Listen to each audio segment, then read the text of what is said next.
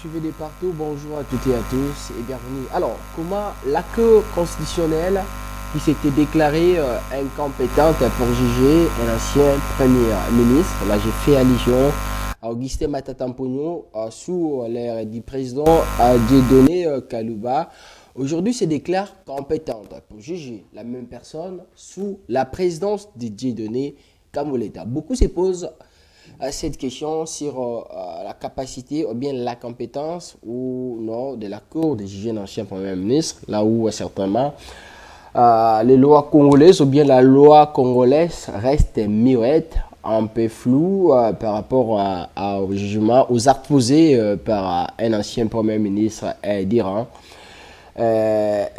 Son mandat aujourd'hui avec Matata Mponyo, vous le savez bien, qui venait d'être condamné à 20 ans à des travaux forcés par la Cour constitutionnelle. Matata Mponyo qui a été jugé à son absence, qui avait refusé de continuer à poursuivre ses audiences parce que selon lui, c'est un député national, l'ai-je dit, avec des immunités.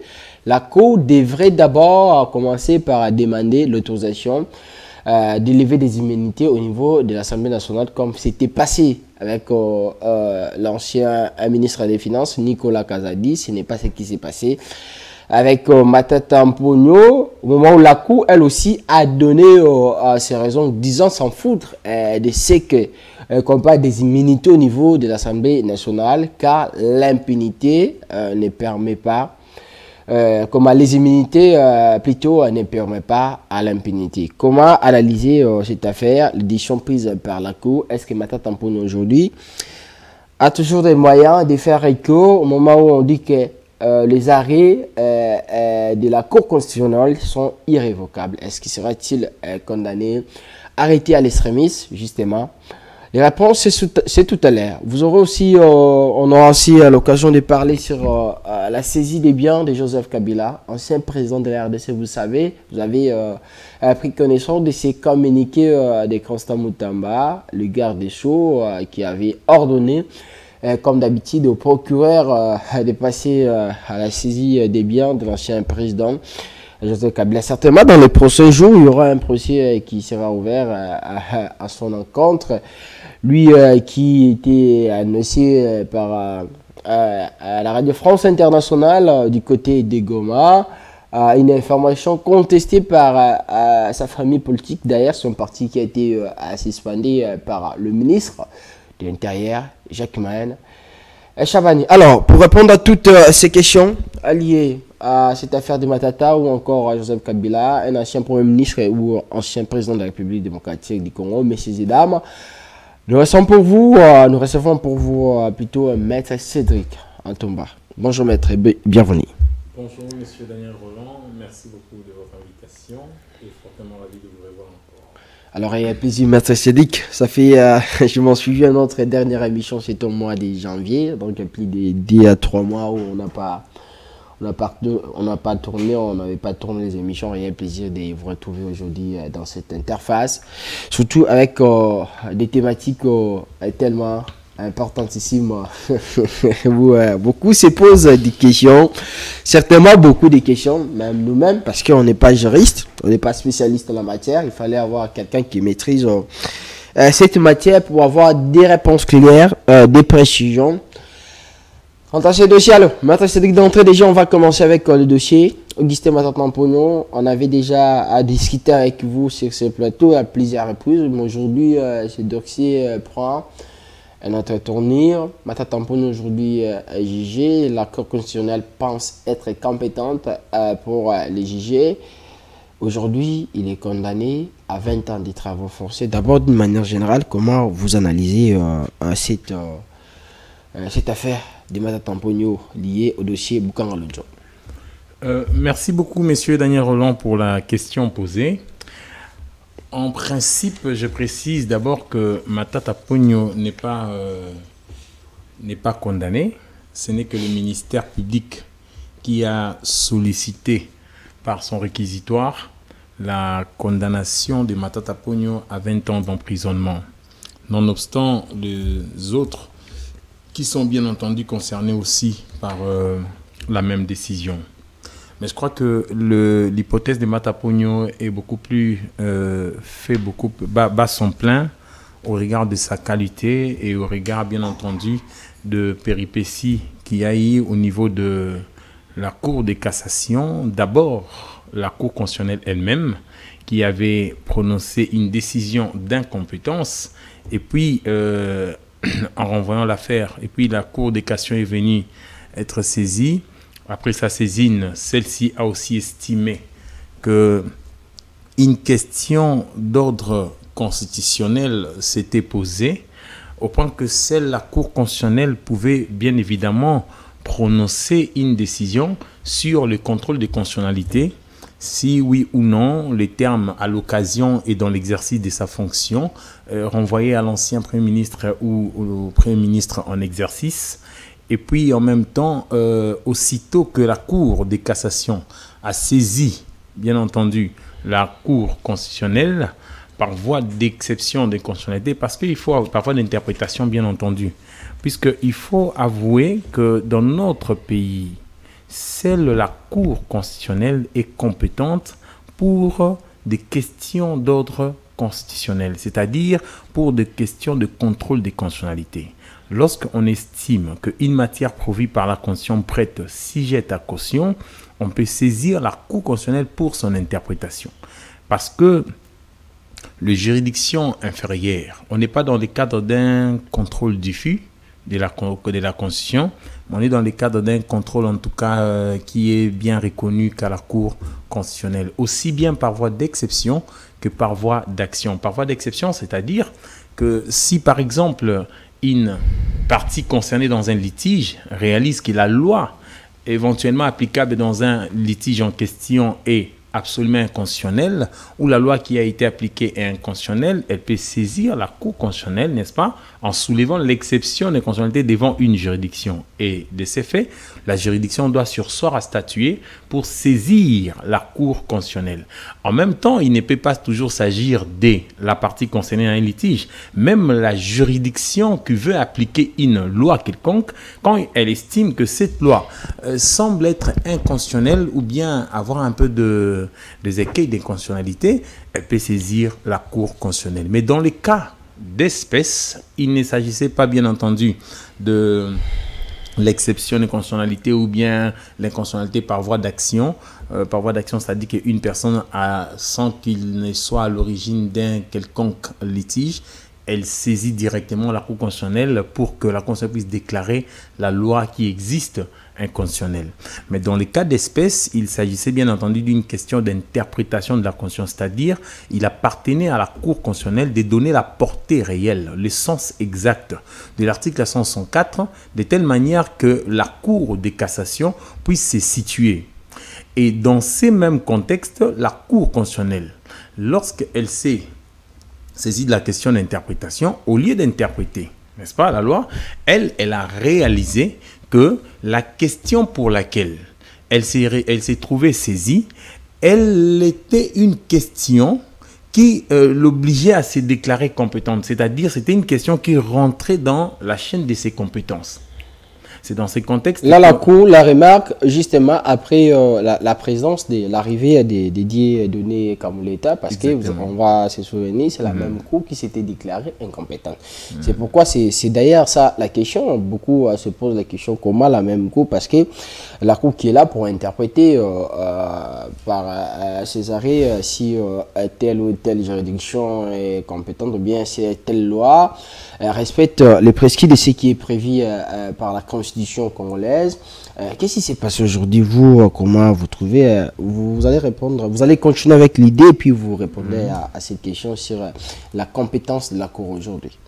Si, exactement. Alors, j'étais en train de dire que la Cour constitutionnelle a estimé que la question pour laquelle elle était saisie pour justement interpréter la Constitution était une question qui relevait naturellement de sa compétence, c'est-à-dire d'une manière indirecte.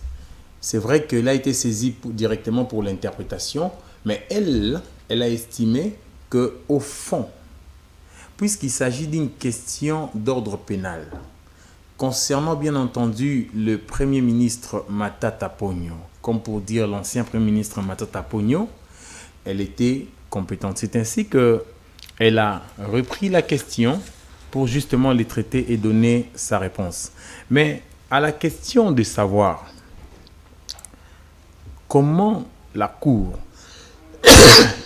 excusez, comment la Cour, qui s'était déjà déclarée incompétente sous l'égide de Dieudonné Kalouba, va-t-elle se revirer pour se saisir? Il y a une frange de la doctrine qui estime que les questions de compétence ne sont pas des questions absolument définitives. Parce que le principe de non bis ibidem, pas deux fois la même chose, ne s'applique que pour des décisions qui sont liées au fond, c'est-à-dire qui touchent sur le fait, et non des questions de forme.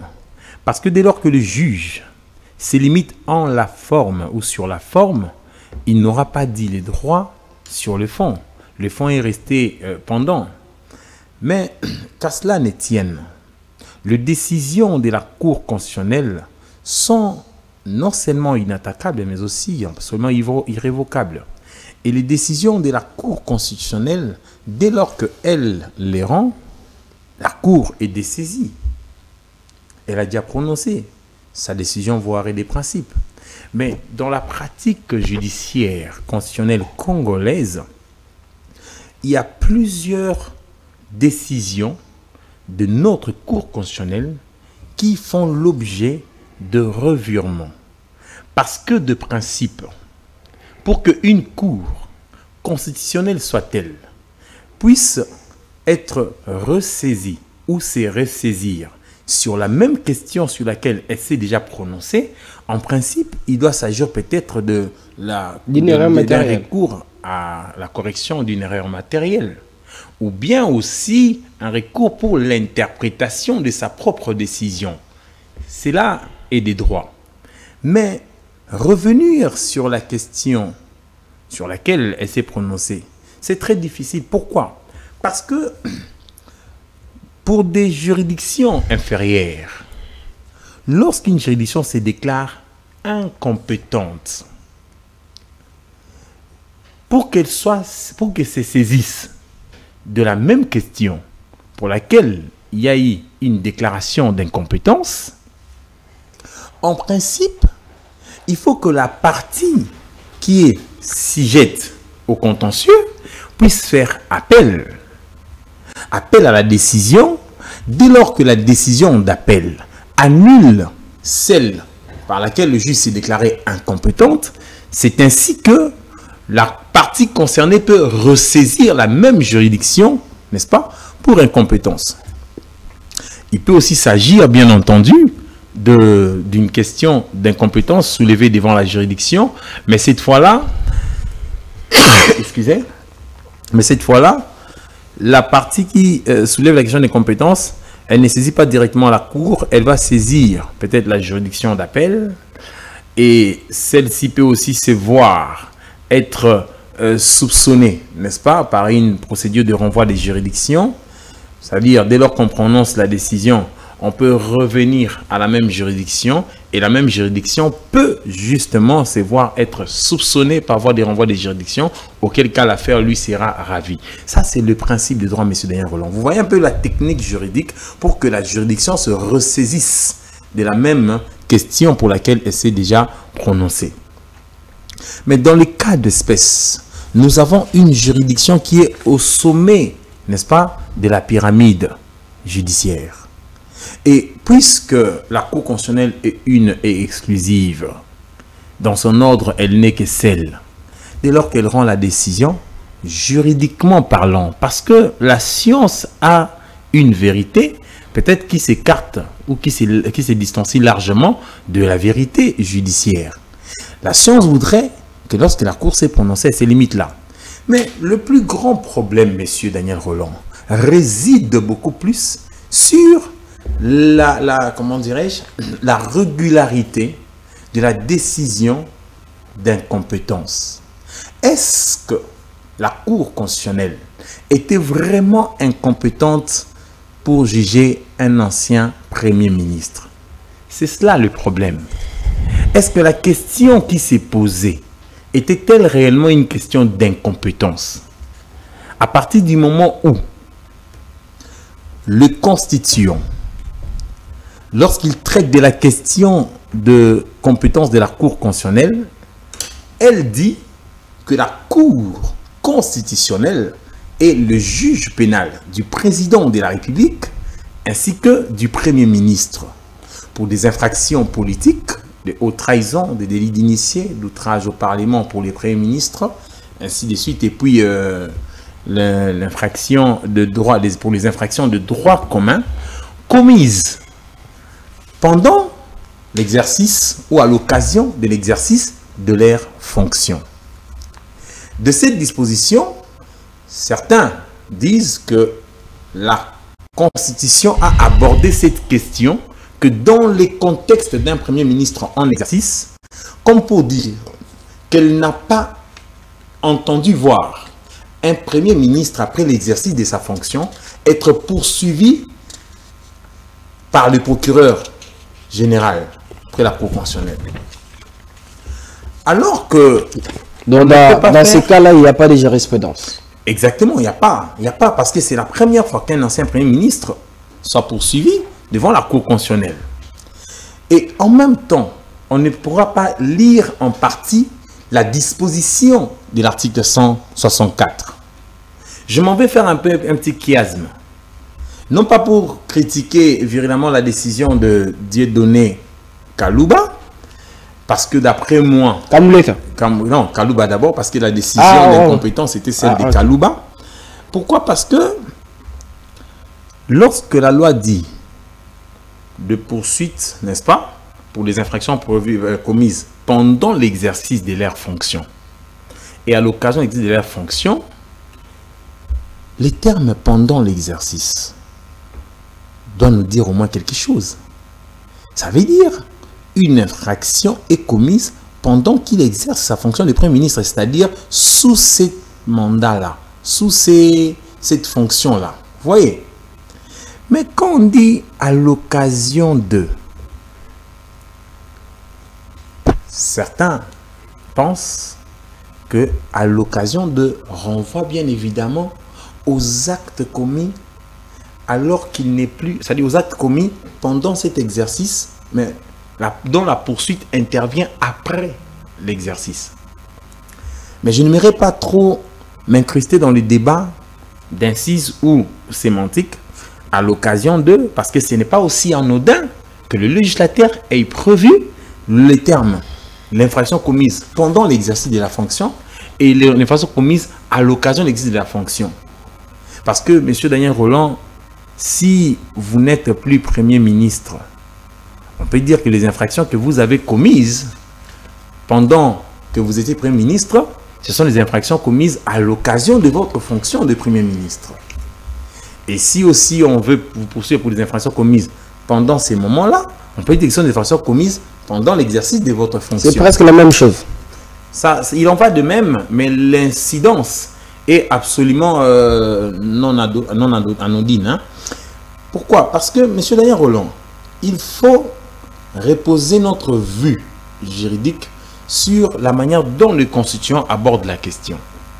Vous savez, si les avocats de Matata Ponyo et autres estiment que la Constitution ne voit pas un ancien Premier ministre être poursuivi, il faut aborder d'abord la question des infractions commises en dehors de l'exercice de la fonction du Premier ministre. Suivez-moi bien. La Constitution dit que pour les infractions de droit commun commises par le Premier ministre en dehors de l'exercice de sa fonction, la Constitution dit, M. Daniel Rolland, que les poursuites sont suspendues. Et la prescription l'est aussi. C'est-à-dire la prescription aussi est suspendue. Prenons l'hypothèse seulement des infractions de droit commun commises en dehors de l'exercice de la fonction. Ça veut dire que le constituant veut que si l'on veut entamer des poursuites contre un ancien Premier ministre, contre le Premier ministre, pour des infractions commises en dehors de l'exercice de sa fonction, il faut que ces poursuites interviennent après l'exercice de sa fonction et sa fonction suspend ou est une cause de suspension, non seulement de poursuite, mais aussi de suspension de la prescription. Lorsque le Premier ministre viendrait à être poursuivi après l'exercice de sa fonction, diriez-vous que la Cour n'a pas un Premier ministre devant elle? Non. Parce que là, dans ces contextes, le Constitution estime que les poursuites pourront aussi être exercées, mais seulement après l'exercice de sa fonction. La question de qualité ancien Premier ministre et Premier ministre en exercice ne se pose pas pour des infractions de droit commun commises en dehors de l'exercice de sa fonction. Et là, le Constitution a admis. Mais attention, au dépend de quelle procédure que les Constitutions veut voir un ancien Premier ministre être poursuivi pour des infractions commises en dehors de l'exercice de sa fonction et des droits communs précisément. J'avoue à tous les moins qu'il n'y a pas une procédure qui est prévue. Les Constitutions se limitent simplement à suspendre la procédure, la poursuite, à suspendre la prescription. Et il ne vous dit pas la procédure à laquelle dépend ou dépendrait ces poursuites. En même temps, la Constitution n'oblige pas le procureur général d'entamer les poursuites exclusivement au moment de l'exercice de sa fonction, de telle manière que après l'exercice de celle-ci, aucune poursuite n'est admise. Non, parce que la Constitution sait pertinemment bien que la question de poursuite et de mise en accusation ou d'arrestation d'un ancien Premier ministre est d'abord liée à la découverte des infractions. Et cela est une question factuelle. Ce n'est pas une question automatique. C'est-à-dire que aussitôt l'infraction est commise, le procureur général qui est à la recherche des infractions est en même temps à la connaissance en même temps de l'infraction qui est commise. Non. La recherche de l'infraction est une question de fait, est une question de mission du procureur général. Ça voudrait dire que pour les infractions de droit commun commises pendant l'exercice de sa fonction et à l'occasion de l'exercice de sa fonction, M. Daniel Rolland, le législateur admet que le Premier ministre soit poursuivi. Seulement, il prévoit la procédure par laquelle ces premiers ministres pourraient être poursuivis si les poursuites doivent être entamées pendant l'exercice, pendant qu'il exerce sa fonction. Il vous dit qu'il faut soumettre les cas, n'est-ce pas, au Parlement réuni en congrès, dont le vote doit être des 2/3, ainsi de suite. Si on y convient, parce que là c'est tout à fait normal. La compétence de la Cour constitutionnelle, elle est déterminée non seulement par la qualité de l'agent, s'il vous plaît, mais aussi par la nature des infractions. Si nous partons, si nous lisons la loi sur la Cour de cassation, on vous dit, écoutez, les infractions de droit commun commises en dehors de l'exercice de la fonction du Premier ministre sont poursuivis devant les juridictions de droit commun, M. Daniel Rolland. Écoutez, quand on dit devant les juridictions de droit commun, on ne précise pas quelle est la juridiction précise, n'est-ce pas, oui, qui connaîtrait du fond des infractions de droit commun commises en dehors de l'exercice de la fonction. On dit juridiction de droit commun. Mais certes, on ne pouvait que dire juridiction de droit commun pour des infractions commises en dehors de l'exercice de la fonction du Premier ministre, parce que justement, le Premier ministre, dès lors qu'il quitte sa chaise, n'est-ce pas, fonctionnelle, il n'a pas une qualité spéciale que lui confère la Constitution, contrairement à celle du président de la République qui acquiert la qualité d'un sénateur à vie.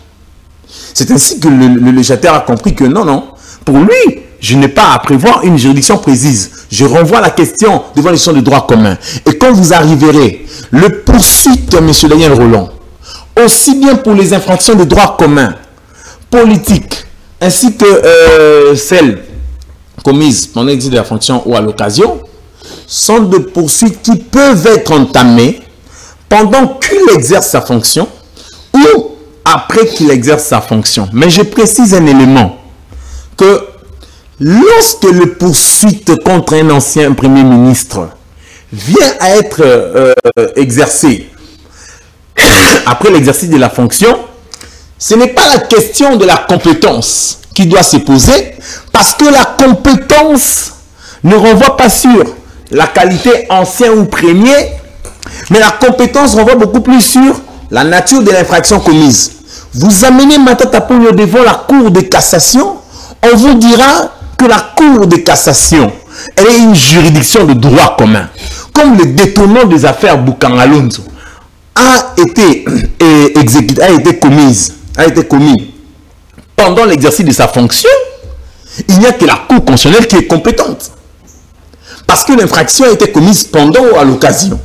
Donc, même quand on voit la question, quand la Cour de cassation, sous l'égide de Dieudonné Kalouba, se déclare incompétente, elle ignore en même temps que la compétence de la Cour constitutionnelle ou de la Cour de cassation, M. Daniel Rolland, n'est pas déterminée par la qualité actuelle de l'agent, mais plutôt déterminée par la nature de l'infraction commise et le moment de sa commission, s'il vous plaît.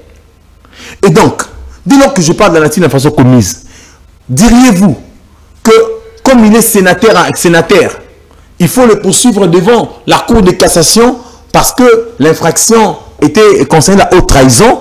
Vous allez dire non. Non, pourquoi? Parce que vous me répondrez que l'infraction de haute trahison est une infraction politique et qu'elle relève exclusivement de la compétence de la Cour constitutionnelle. Donc, vous comprenez avec moi, M. Daniel Rolland, que la question de la compétence de la Cour constitutionnelle relève de la nature de l'infraction et le moment de sa commission, n'est-ce pas?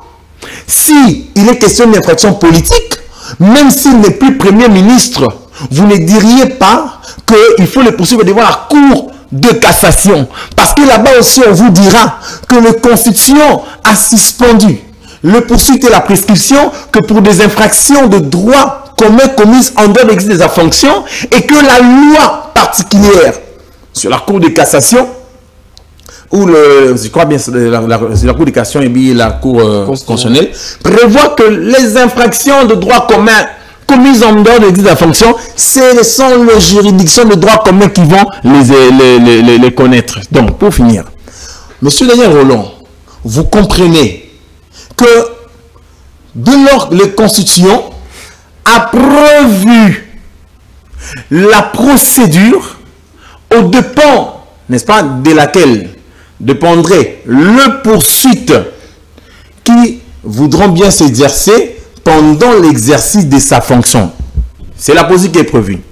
Mais est-ce pour autant que ces poursuites doivent impérativement être, n'est-ce pas, exécutées au moment de l'exercice de la fonction? Personnellement, j'ai dit non, M. Daniel Rolland, parce que la question de l'exercice de l'action publique est une question de fait. Quand je dis de fait, c'est-à-dire elle relève de l'appréciation du ministère public, de la prise en connaissance par le ministère public de la commission de l'infraction. Et donc, sur la question relative au fait qu'il était sénateur, les immunités, c'est d'ailleurs la deuxième dimension de cette thématique, parce qu'aujourd'hui, ça fait débat. Mais avant, je voulais avoir une réponse fermée, parce qu'on a parlé de l'incompétence de la Cour, ou de la compétence de la Cour. Selon vous, aujourd'hui, pour une réponse claire et précise, la Cour constitutionnelle est compétente de juger Matata Ponyo. C'est ça. Monsieur Daniel Rolland, j'ai toujours dit, la Cour constitutionnelle, pour les infractions, pour l'infraction de détournement, dont Matata Ponyo est poursuivi, elle est compétente. compétente.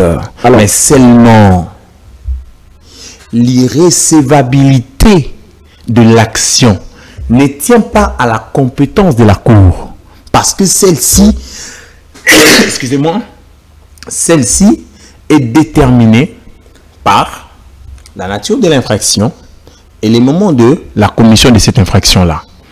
Dès lors que cela est fait ainsi, la Cour constitutionnelle, si elle se déclare compétente, c'est parce que l'infraction a été commise pendant des circonstances où la loi, la Constitution la reconnaît cette compétence.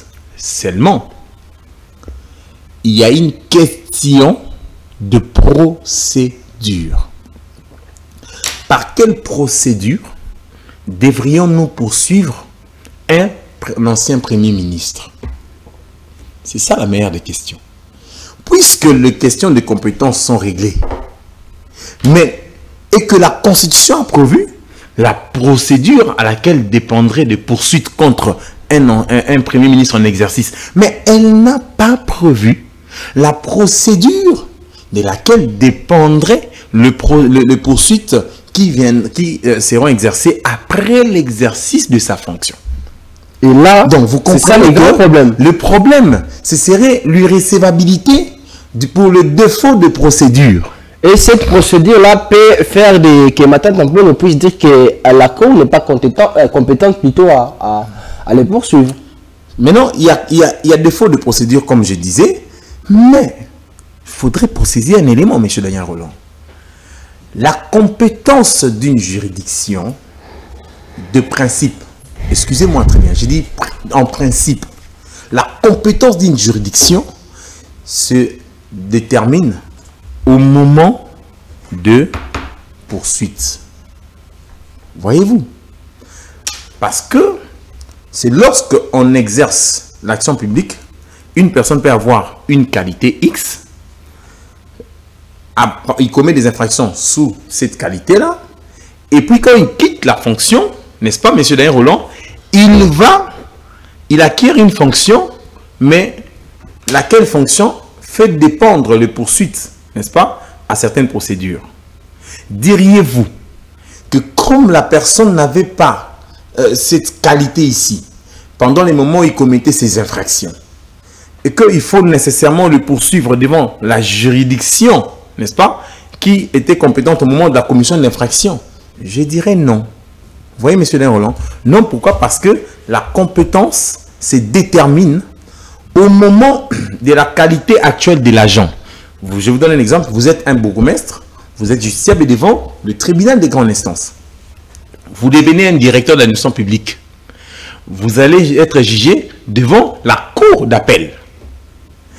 Au moment où on instruit pour l'infraction commise pendant que vous étiez bourgmestre, nous allons vous poursuivre devant la juridiction, votre juridiction naturelle qui est la cour d'appel pour l'infraction commise pendant que vous étiez bourgmestre. À suivre cet exemple, M. Daniel Roland, vous allez vous dire que par conséquent, Matata Pogno, comme il est sénateur ou il est député, doit être jugé devant la cour de cassation. Mais je vous ai dit, M. Daniel Roland, que le principe que je viens de vous donner, c'est un principe ordinaire. Lorsque la loi ne dit rien sur la compétence particulière ou spéciale. Mais dès lors que la loi prévoit une... Excusez-moi. Dès lors que la loi prévoit une attribution expresse de compétences à des conditions absolument particulières, on quitte ces principes d'après lesquels la compétence d'une juridiction se détermine au moment de la poursuite et non au moment de la cristallisation de faits. On vient maintenant sur la compétence d'une juridiction attribuée, n'est-ce pas, aux conditions spéciales. Donc vous verrez que pour qu'une juridiction puisse juger les premiers ministres, le Constitution vous dit il faut que l'infraction soit commise si l'infraction est commise pendant l'exercice de la fonction, n'est-ce pas, et que c'est une infraction politique ou de droit commun, compétence cour constitutionnelle.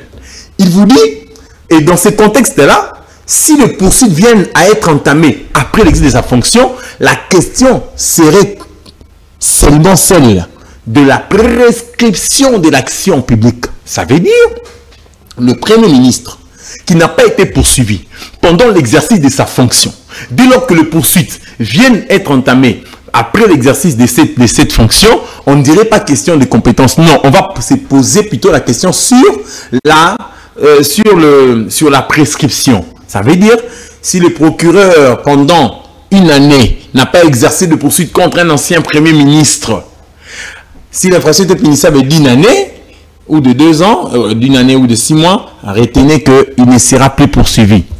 Non pas parce que la compétence n'est pas prévue, mais parce que M. Daniel Rolland, la question justement de la prescription est posée. Si l'infraction de détournement a été commise pendant l'exercice de sa fonction, la Cour constitutionnelle, de par la nature de l'infraction et le moment de sa commission, elle est compétente. Si les poursuites n'ont pas été engagées pendant l'exercice de celle-ci, la question qui se posera sera celle de la prescription. Vous voyez, mais dans les cas d'espèce, je vous révèle que les poursuites ont été entamées pendant le moment où la prescription n'a pas encore été acquise. Vous voyez?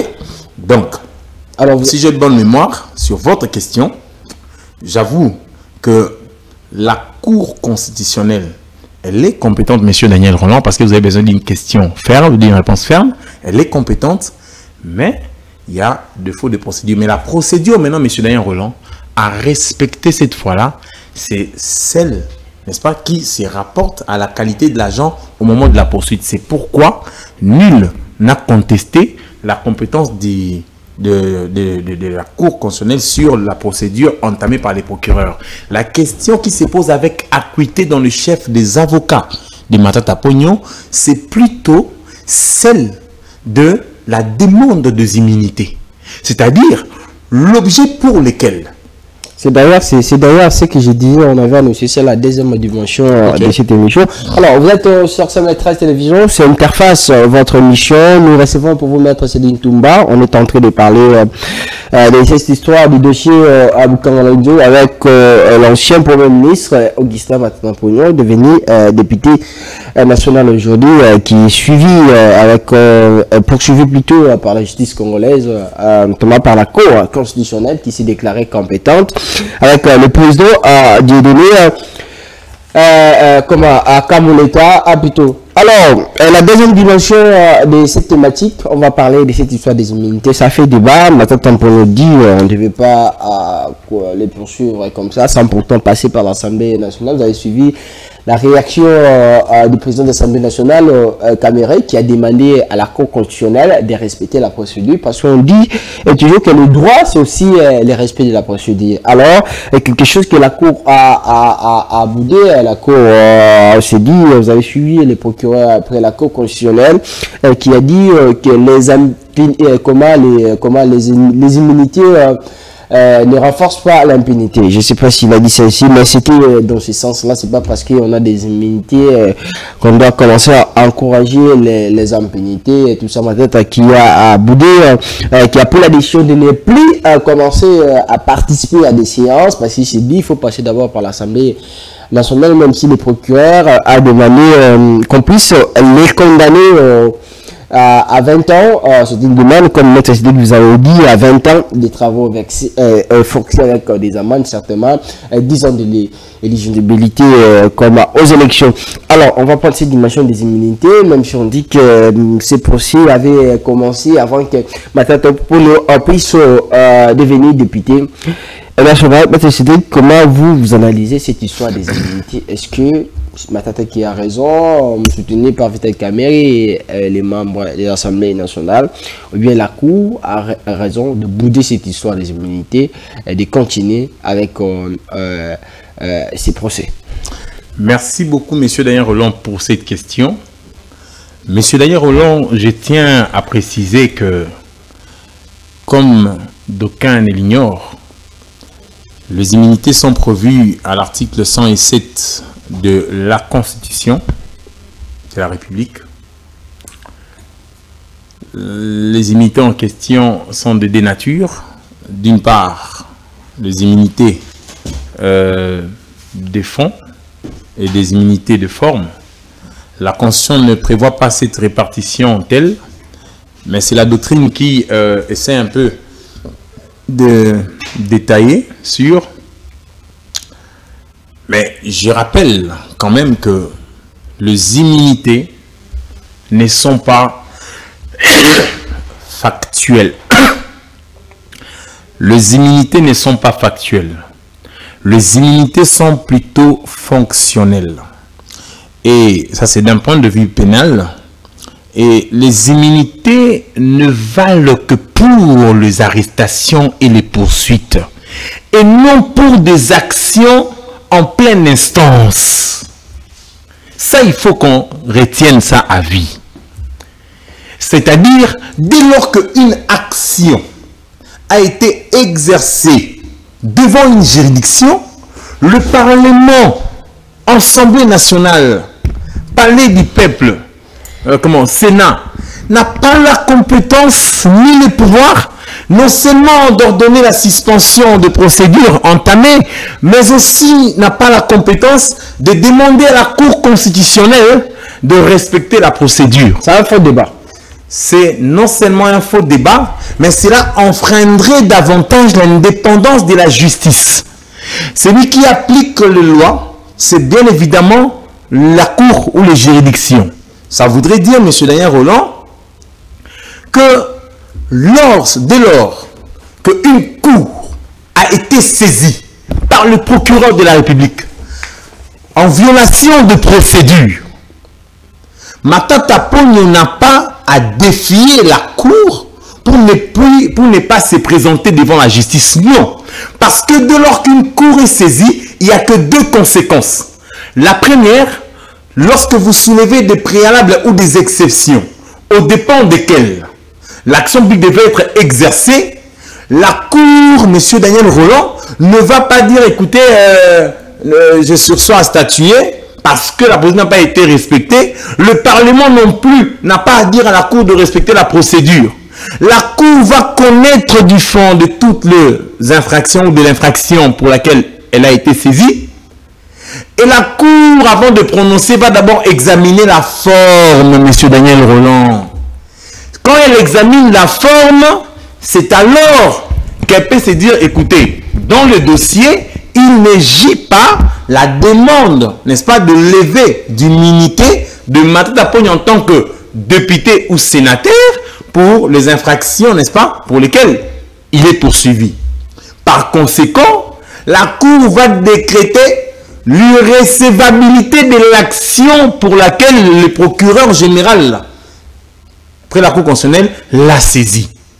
Mais si la loi reconnaît que la Cour puisse déclarer l'irrecevabilité de l'action pour défaut ou vice des procédures, est-ce qu'il appartient au Parlement d'interpeller la Cour?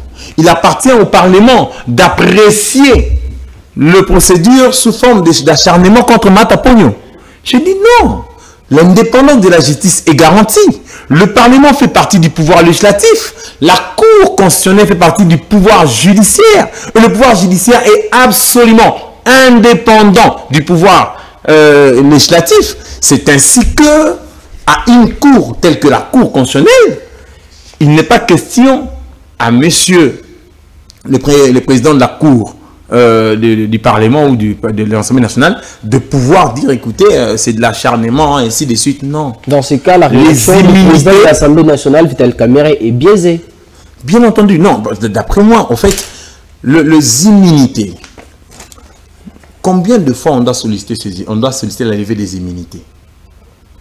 On sollicite, d'après ce qu'on aurait appris, la levée d'immunité pour les infractions, commises lors de la lazarianisation, paiement de dettes et tout ça, les victimes de la lazarianisation là. Mais le procureur général va saisir la Cour, n'est-ce pas, constitutionnelle pour l'infraction de détournement commise à l'issue on appelle ça, infraction de détournement commis pour l'affaire Boukangalonzo. La partie Matata Ponyo et le caucus des députés estiment qu'il ne peut en être ainsi parce que la demande d'élever d'immunité ne s'est rapportée qu'à l'affaire Zarianisation et non l'affaire Boukangalonzo. Et que l'affaire Boukangalonzo, si elle doit connaître, n'est-ce pas, une poursuite, elle doit faire l'objet de la sollicitation d'élever d'immunité. On fait dépendre l'action publique à ses acrobaties, puisque certains estiment que cela vaut pour le respect de l'état démocratique, l'état des droits démocratiques des choses. Mais, Monsieur Daniel Rolland, lorsqu'on lève les immunités, c'est vrai que la Constitution n'a pas prévu tout ce que les députés disent. Mais il y a une certaine philosophie derrière laquelle, n'est-ce pas, on véhicule l'idée des immunités ou une philosophie qui véhicule l'idée des immunités. C'est laquelle? L'inviolabilité, c'est la doctrine qui en parle. L'article 107 nous parle des immunités, n'est-ce pas, au sens de l'irresponsabilité pour des opinions et des votes émis pendant l'exercice de la fonction. C'est une irresponsabilité absolue, c'est ce que j'appelle aussi immunité absolue. Et puis, il y a les immunités, Monsieur Daniel Rolland, relatives, ce que les autres appellent immunité, ce que les autres appellent d'inviolabilité. L'inviolabilité ou les immunités relatives dépend bien entendu, c'est-à-dire que c'est celle qui veut que la poursuite soit dépendante de l'autorisation préalable par le Parlement. Parce qu'on doit mettre le député à l'abri des procédures d'acharnement. Excusez. On doit mettre les députés à l'abri de certaines pressions.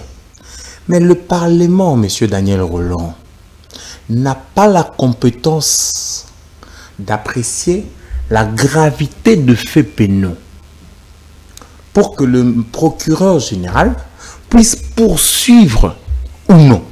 L'Assemblée nationale n'a pas la compétence d'apprécier l'opportunité de poursuite. Parce que la compétence dépend du procureur. C'est la loi qui dit que l'opportunité de poursuite, c'est le procureur qui en apprécie. Il saisit la cour pour solliciter justement d'instruire à charge de Matata Pogno. Et quand il instruit, s'il estime que les faits sont avérés, il sollicite la mise en accusation, n'est-ce pas, par la cour. Mais il se trouve que la levée d'immunité a été faite par le Sénat. Si elle a été faite par le Sénat, M. Daniel Rolland, il n'est pas non plus... il est logique que cette levée d'immunité faite par le Sénat, est-ce que Matata Pogno a encore d'immunité? Parce que nous voulons correspondre les immunités aux faits. Alors qu'en réalité, la personne qui fait l'objet de poursuites, c'est Matata Pogno, et la personne qui instruit, c'est les procureurs, et les procureurs, s'ils doivent, excusez,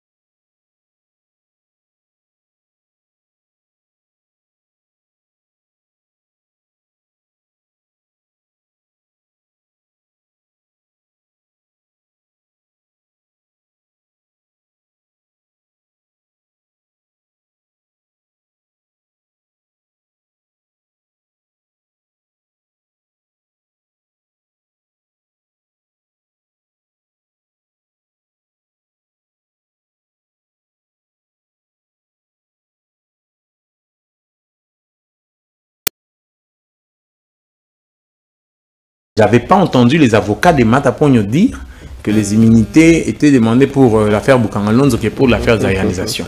Mais, dès lors que la Cour se déclare incompétente, c'est ça le problème. Elle se déclare incompétente.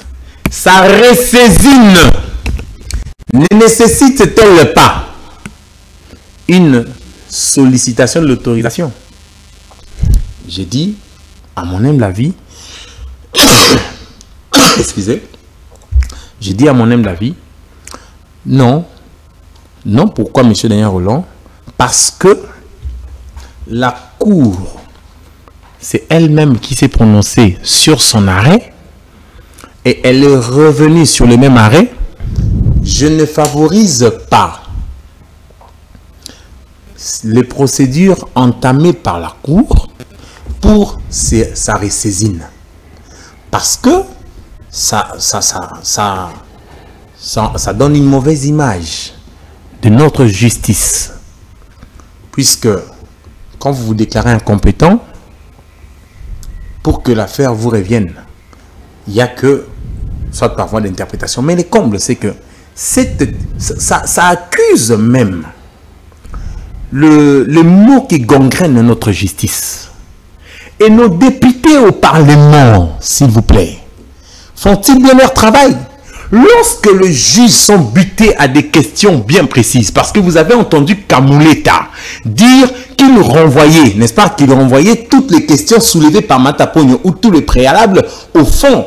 Monsieur Daniel Rolland, cela ne veut pas violer la loi parce que l'article 26 du Code de procédure civile dit que le déclinatoire des compétences sous toutes les exceptions peuvent être renvoyés, peuvent être joints au fond.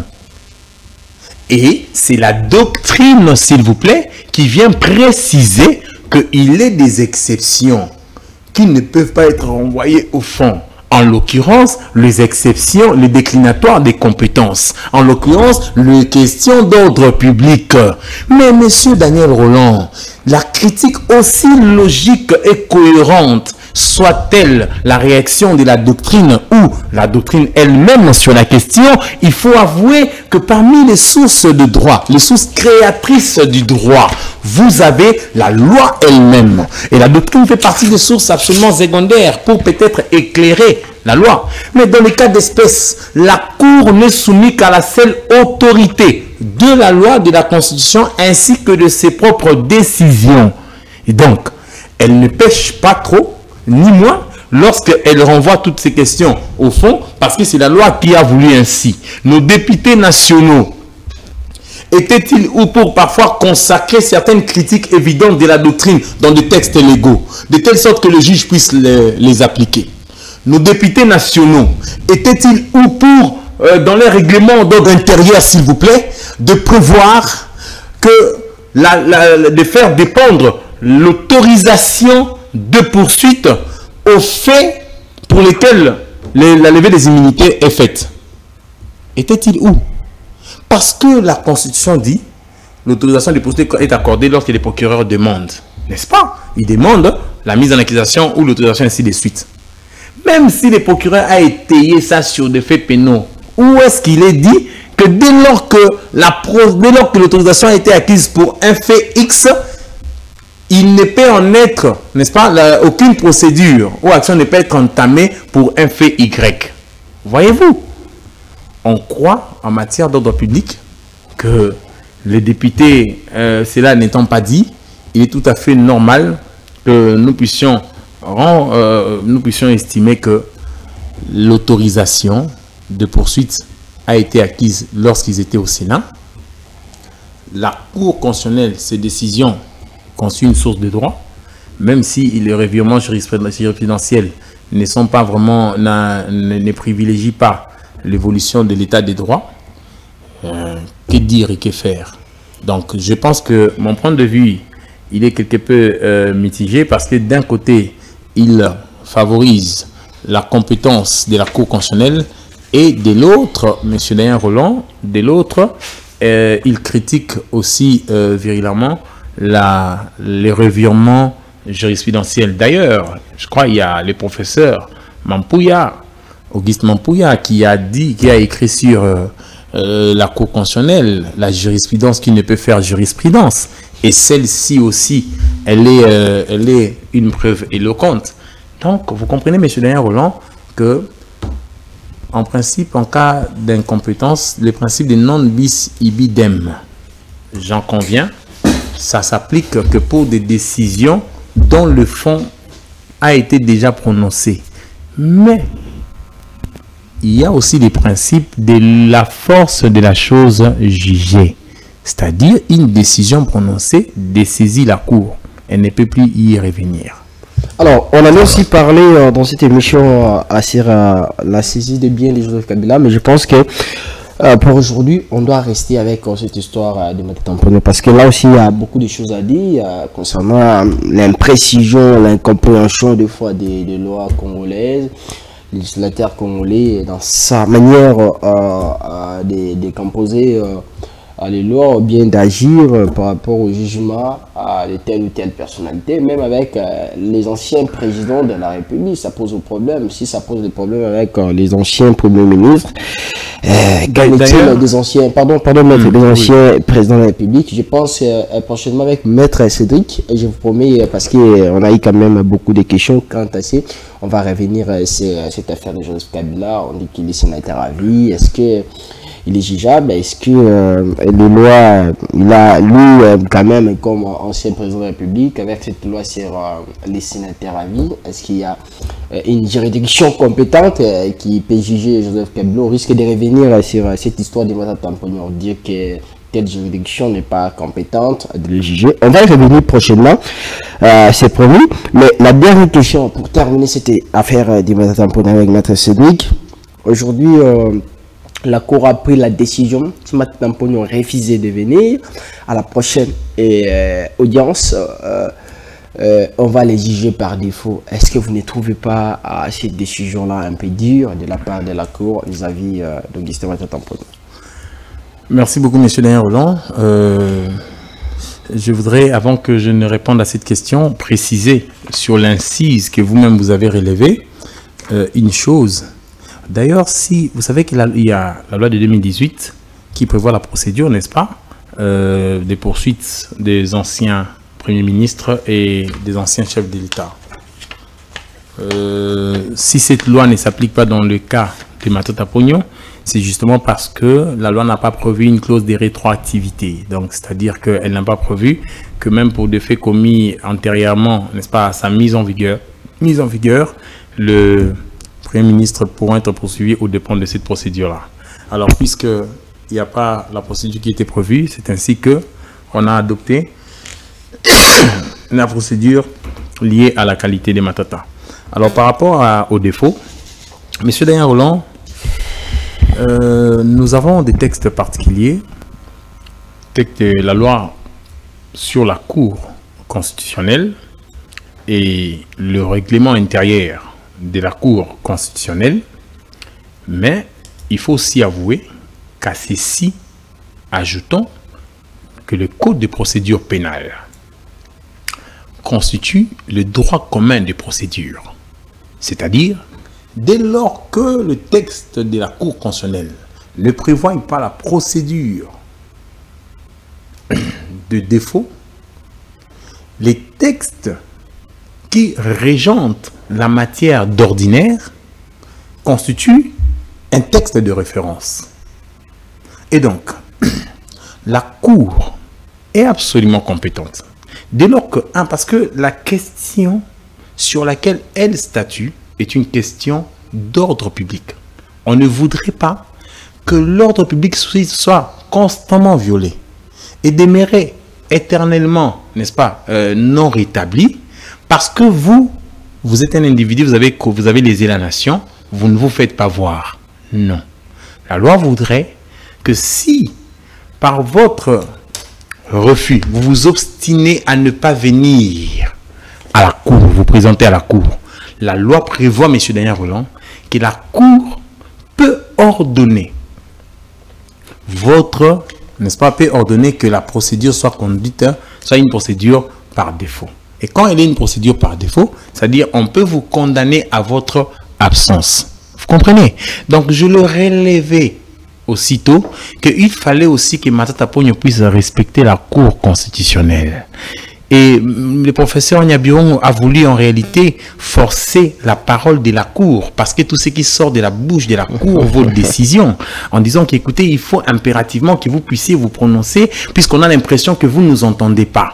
Et la Cour a rétorqué que le fait pour nous d'avoir renvoyé au fond les exceptions que vous avez soulevées, c'est de bons droits. Mais vous comprenez, M. Daniel Roland, que le respect de la Cour constitutionnelle voudrait aussi que la Cour, que Matata Ponyo puisse être présent, qui se justifie sur les moyens, et puis la Cour peut maintenant voir, apprécier les questions de forme, parce que même les avocats de Matata Ponyo qui l'ont demandé de ne pas venir ou de ne plus venir, savent notoirement, M. Daniel Roland, que avant toute réponse sur les questions liées au détournement, la Cour doit d'abord vérifier la régularité de la procédure. Et si elle réalise que les procédures étaient irrégulières, elle doit déclarer l'action irrécevable pour non-respect de procédure, pour vice de forme. On parle aujourd'hui d'un procès politique. Vous êtes d'accord avec ceux qui parlent d'un procès politique? Bon, Matata Ponyo a relevé beaucoup d'éléments qui me semblent être quelque peu cohérents. Vous savez, Monsieur Daniel Roland, si on parle de procès politique, vous devez savoir que nous sommes en matière de détournement.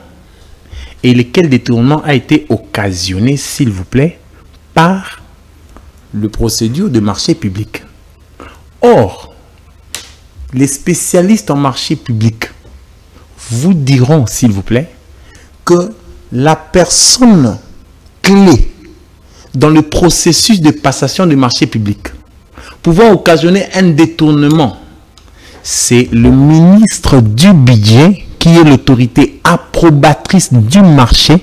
Et si le ministre du budget approuve le marché, vous, les communs des mortels, même si le marché était de 1 milliard, vous allez dire, écoutez, le ministre des Finances a détourné. Or, la loi sur le marché public qu'a rédigé ou qu'ont rédigé les parlementaires n'a pas dit que le ministre de Finances peut revoir. Dans le cas de, comment il s'appelle, Nicolas Kazadi, on avait vu comment Nicolas Kazadi avait renvoyé la question pour être apprécié sur les montants, sur les coûts avec Robota. On avait renvoyé de 300 000 à 297 millions de dollars. Certes, il peut le faire, mais en principe, dès lors que le montant là est payé, c'est en vertu de l'ordre de l'approbation faite par le ministre du budget. Parce que le marché public doit, n'est-ce pas, respecter tous les processus, aller à la DGNCMP, voir le ministre du budget, et puis aller vers l'RMP, ainsi de suite, au regard du seuil du marché, parce que s'il est par appel d'offres. Donc, vous comprenez, M. Daniel Roland, que si le ministre du budget, qui avait approuvé cette somme-là, décriée par le procureur, n'est pas devant la barre, alors que dès lors que lui, il approuve le marché, le ministre du budget n'a qu'à exécuter. N'est-ce pas? Sous réserve, bien entendu, de certaines irrégularités, parce qu'il y a certains marchés qui ne peuvent pas passer par voie d'urgence. Vous voyez, il y a des marchés qui, même s'ils peuvent être conclus de gré à gré, mais ils doivent quand même respecter la procédure. Donc, vous comprenez qu'il y a une vue d'acharnement, en tout cas dans le dossier, parce que d'un côté, on ne voit pas les acteurs clés être poursuivis devant la justice. Il fallait que l'ancien ministre du budget puisse être là, l'ancien ministre des Finances. Naturellement, même si le procureur général prétend que Matata Ponyo, le ministre des Finances de l'époque, n'était qu'un ministre délégué, ça voudrait dire que tous les actes posés sous l'égide de ces ministres-là, c'était sur pouvoir de délégation, de mandat. Mais n'oublions pas que la loi de finances ou la loi quelconque, la loi sur le marché public, ne prévoit pas les ministres de finances comme autorité approbatrice du montant du marché. Dès lors que le marché est approuvé par le ministre du budget, le ministre des Finances n'a pas à venir discuter sur les montants, parce qu'il y a des organes de contrôle bien précis dans ces domaines-là. Pourquoi ils ne viennent pas devant la barre?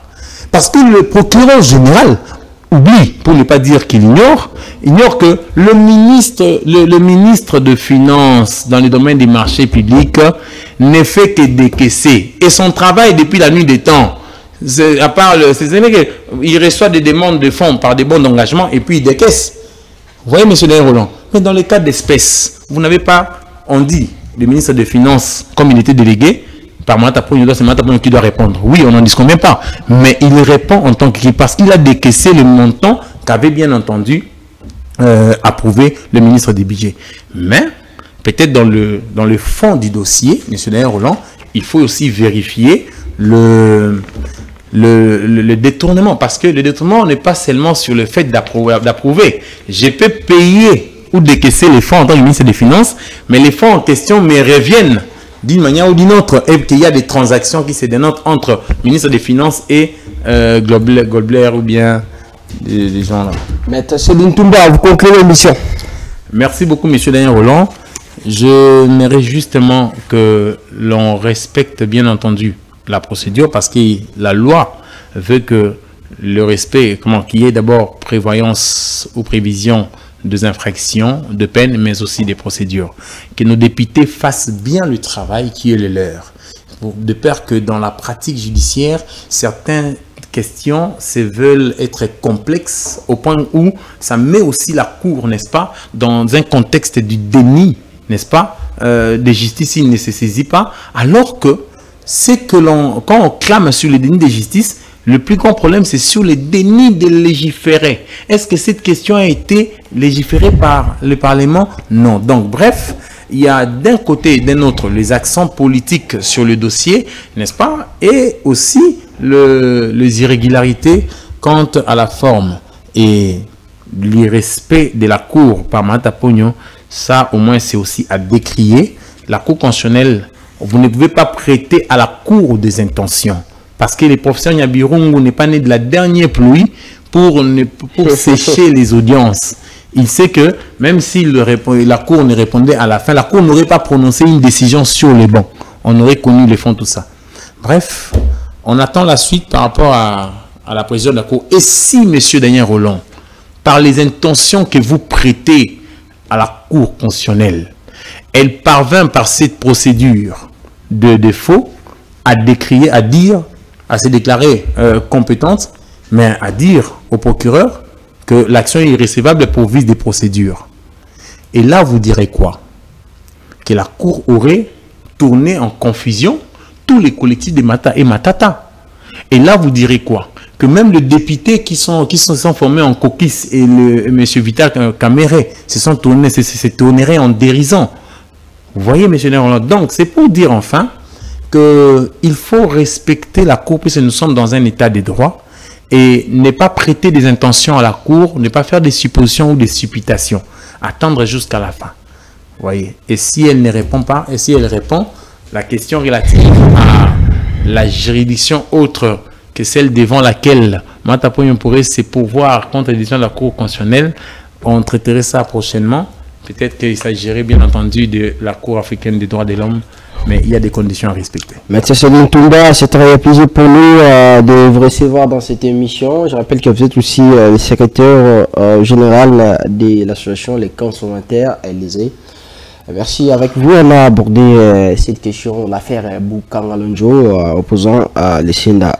Comment l'honorable Mata Ponyo, ancien Premier ministre, et comment la Cour constitutionnelle, merci d'avoir répondu à toutes nos questions. On va vous retrouver prochainement où on va aborder cette histoire à de Joseph Kabila, ancien président de la République démocratique du Congo, M. Cédric. Merci beaucoup, M. Daniel Roland, et je remercie aussi davantage les gens qui nous ont suivis ou qui vont nous suivre après de leur attention particulière.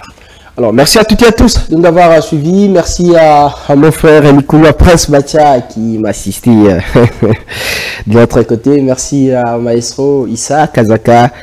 Merci à mon ami Naomi Kapinga. Merci à toutes et à tous. On va se retrouver le lundi pour les premiers numéros de la semaine de cette émission. C'était les derniers numéros. Que vive la République! Vive la RDC. Restez-nous toujours fidèles. À la prochaine.